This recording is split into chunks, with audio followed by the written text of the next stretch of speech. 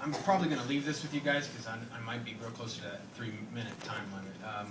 Respectfully as well, I'd like you to consider reading the letter of the law a little bit closer, especially looking at Part 81K of the Highlands Act, and that that specific clause does not begin with the words "the department." It actually is a little bit more encompassing, and it may give the Highlands Council a little bit more jurisdiction than what they truly believe that they have. But we're all here today pleading for your help. Mistakes have been made by all parties involved in the Fenimore remediation, but just like your brethren, the Highlands Council down south, we were hoping that the Highlands Council would fight for our water and our health up north.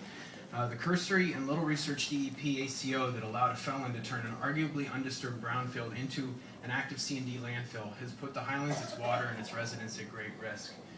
The emergency order only allowed for hydrogen sulfide gas remediation, but the DEP is now engaging in taxpayer-funded cover-up of their past mistakes and putting our health in the Highlands at risk. It's basically, they're trying to hide all their past transgressions.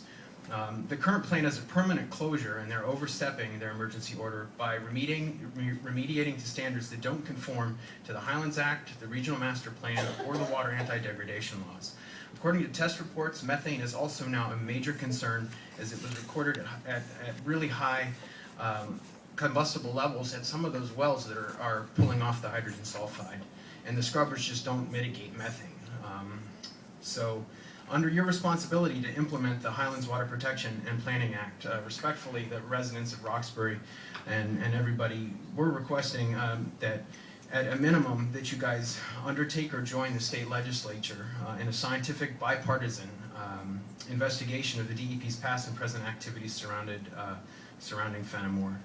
And you know, sometimes you guys put together special committees other than your normal 4 standing committees. If it takes that, we would hope that you would consider that as well. The brownfield designation, you know, arguably inappropriately granted, as well as the redevelopment, was all based on a house of cards, a set of assumptions that you guys used during your staff review process that really no longer applies. And I'll try and speed through this. You know, a de minimis impact on water resources. Well, this new scrubber that the DEP is putting up there is going to use 60,000 gallons of water per day. That's enough water for Poets Peak. Think how much water that is for all the surrounding farms down Route 206. I mean, that's a lot of water. The capping area that they're capping is greater than what the law allows. Think of all that impermeable area that's out there and all the stormwater runoff and the mitigation systems that are going to need to be necessary, and all the downstream water wells that are put at risk, the trout brooks down in Ledgewood, and even the downstream Meriden River. Another assumption was that there would be minimal interference with the natural functioning of animal, plant, and other resources. You know, it became really apparent early in the project, as far back as 2011, that there were issues with the solar array aspect of this project. And despite it all, everything went forward. You know, acres of trees have been clear-cut, endangered habitats for bats and other animals are now gone. And if you've been up to Fenimore around there,